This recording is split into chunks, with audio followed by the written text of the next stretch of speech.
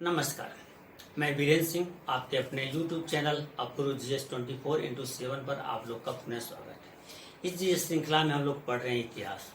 इतिहास में हम लोग पढ़ रहे हैं दिल्ली सल्तनत। हम लोग पिछली वीडियो में दिल्ली सल्तनत के बारे में पूरी चर्चा किए हैं। उसी श्रृंखला को हम लोग आगे बढ़ाते हुए अब देखते हैं गुलाम वंश, जिसको मामलुक वंश के भी नाम से जाना जाता है। इस गुलाम में कुल 11 शासक हुए हैं और 84 वर्षों तक शासन किया था।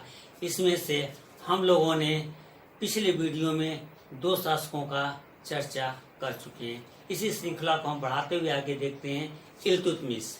और जो लोग इस वीडियो को पहली बार देख रहे हैं वह वीडियो को देखते हुए चैनल को अवश्य सब्सक्राइब कर लें तथा साथ में आइकन बेल को प्रेस कर लें, जिससे जो भी मैं वीडियो डालूं उसका नोटिफिकेशन आपको प्राप्त हो सके।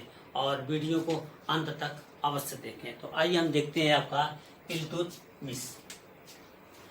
ये जो इल्तुतमिश है यह गुलाम वंश या मामलुक वंश का ये तीसरा शासक है। यह 1211 में गद्दी पर बैठा और 1236 तक शासन चलता है, यानी शासन करता है। इसको गुलामों का गुलाम कहा जाता है क्योंकि यह कुतुबुद्दीन ऐबक का गुलाम था और ऐबक गुलाम था गोरी का, इसलिए इसको गुलामों का गुलाम कहा जाता है। इल्तुतमिश ऐबक का गुलाम के साथ साथ उसका दामाद भी था। इसके बाद हम बात करते हैं तो दिल्ली सल्तनत का यह वास्तविक संस्थापक माना जाता है क्योंकि दिल्ली सल्तनत का ये पहला शासक है जिसने शासन प्रशासन को पूरी तरह से व्यवस्थित करके चलाया और एक स्थापित शासन प्रशासन दिया है, इसलिए वास्तविक संस्थापक माना जाता है। हम बात करते हैं जब बदायूं का सूबेदार था। जब कुतुबुद्दीन ऐबक की मृत्यु होती है उस समय यह बदायूं का सूबेदार यानी गवर्नर था। जब गवर्नर था तो इसको यहाँ पर लाया जाता और गद्दी पर बैठाया जाता है। राजधानी, जो कुतुबुद्दीन ऐबक ने अपनी राजधानी लाहौर से शासन प्रशासन किया था, वही इल्तुतमिश अपनी राजधानी दिल्ली को बनाता है और दिल्ली से यह शासन प्रशासन करता है। इसके बाद अगर हम बात करते हैं तो 1206 में यह दासता से मुक्त हो जाता है। एक युद्ध लड़ता है मोहम्मद गोरी खोखरों के विरुद्ध। उस युद्ध में कुतुबुद्दीन ऐबक के साथ साथ इल्तुतमिश इतनी बहादुरी से युद्ध लड़ता है। इसके बहादुरी से प्रसन्न होकर मोहम्मद गोरी इल्तुतमिश को दासता से मुक्त 1206 में इसको मुक्त कर देता है। इल्तुतमिश के ही शासनकाल में अवध के पृथु रहते थे, इन्होंने भी विद्रोह कर दिया है क्योंकि क्वेश्चन आता है कि पृथुओं का विद्रोह किसके समय में हुआ है, तो इल्तुतमिश के शासनकाल में हुआ है। इसके अगर हम बात करते हैं आगे तो ये शासन को सुदृढ़ व्यवस्थित चलाने के लिए एक विभाग बनाया या एक समूह बनाया जिसका नाम है तुर्कान-ए-चहलगामी, जिसको तुर्क-ए-चालिसा के नाम से भी जाना जाता है। इस समूह में 40 गुलाम जो थे, 40 गुलाम अमीरों का एक समूह होता था।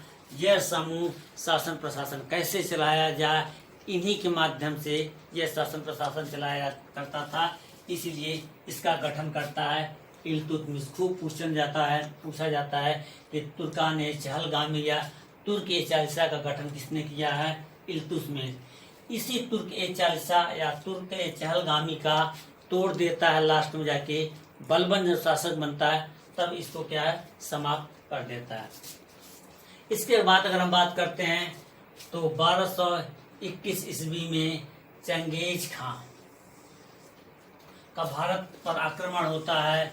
चंगेज खां जलालुद्दीन मंगबरनी का पीछा करते हुए दिल्ली तक आ जाता है और मंगबरनी इल्तुतमिश से शरण मांगता है और इल्तुतमिश उसको शरण देने से मना कर देता है। इसलिए अपने उदित राज्य को इल्तुतमिश सूझबूझ से बचा लेता है क्योंकि यह मंगोल आक्रमणकारी हैं, बहुत खूंखार थे, बहुत लूटमार करने वाले आक्रमणकारी था। इसलिए चंगेज खां के आक्रमण से जो है दिल्ली को बचाता है 1221 में। इसके बाद अगर हम बात करते हैं तो 1229 में बगदाद के खलीफा जो थे अब्बासी खलीफा से ये अपने पद यानी सुल्तान के पद की मान्यता प्राप्त करता है। ये पहला सुल्तान है जिसने बगदाद के खलीफाओं से अपने पद की स्वीकृति प्राप्त करता है, शेष अलग प्राप्त करते हैं। इसके बाद अगर हम बात करते हैं तो सिक्कों पर टकसाल। आज जिस प्रकार सिक्कों पर टकसाल का नाम है, टकसाल की मुहर अंकित होती है, उसी तरह इल्तुतमिश ने सिक्कों पर टकसाल का नाम अंकित करवाया है। ग्वालियर विजय।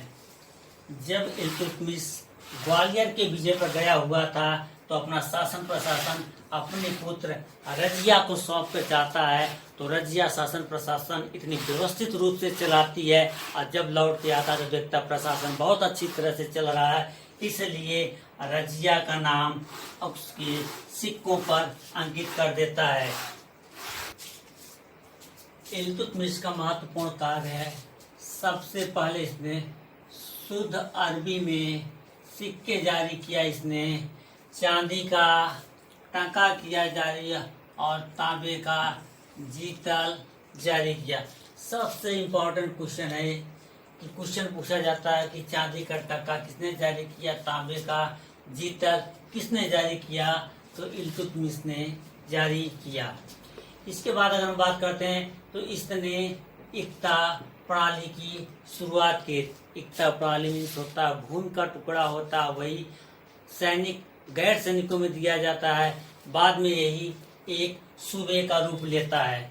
अब हम देखते हैं इल्तुतमिश ने बहुत सारे निर्माण कार्य किए हैं, उस निर्माण कार्य में जो महत्वपूर्ण कार्य हैं उसके बारे में हम चर्चा करते हैं। सबसे पहले हम बात करते हैं कुतुब मीनार। जो कुतुबुद्दीन ऐबक ने कुतुब मीनार की नींव रखी थी, वही इल्तुतमिश ने इस कुतुब मीनार का कार्य क्या है पूरा करवाता है, यानी इसको पूर्ण करवा देता है इल्तुतमिश। इसी के साथ साथ दिल्ली में एक मदरसा का निर्माण करवाता है जिसका नाम है मदरसा ए मुइज्जी नाम से करवाता है। यह मुहम्मद गोरी के नाम पर इस मदरसे का निर्माण करवाता है इल्तुतमिश।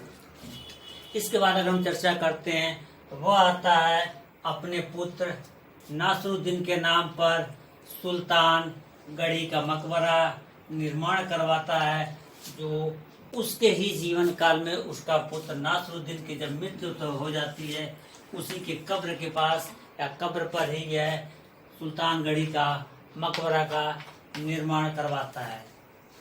इसके बाद अगर हम चर्चा करते आए हैं तो जोधपुर में अतारकीन का दरवाजा। जोधपुर में अतारकीन का दरवाजा का भी ये निर्माण करवाता है।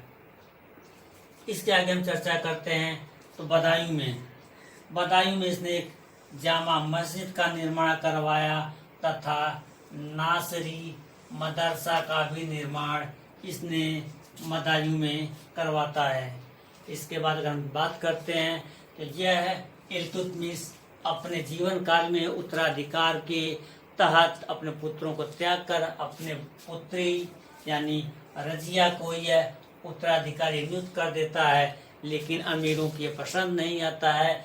अमीर क्या करते हैं, इसके पुत्र रुकनुद्दीन को क्या करते हैं, गद्दी पर बैठा देते हैं। जब रुकनुद्दीन को गद्दी पर बैठाया जाता है तो यह गुलाम वंश का चौथा या मामलुक वंश का चौथा शासन होता है।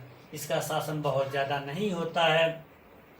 जब शासन सत्ता संभालता है तो रुकनुद्दीन की माँ होती है शाह तुर्कान। सारी शक्तियाँ, वास्तविक शक्तियाँ जो क्या है इसके माँ के हाथ में होती है और यह केवल नाम मात्र का शासक रह जाता है। इसलिए अमीर क्या करते हैं, फिर रुकनुद्दीन को हटा देते हैं, पुनः रजिया को गद्दी पर बैठाते हैं। अगली शासक आती है रजिया सुल्तान। रजिया सुल्तान के विषय में हम लोग अगले वीडियो में चर्चा करेंगे।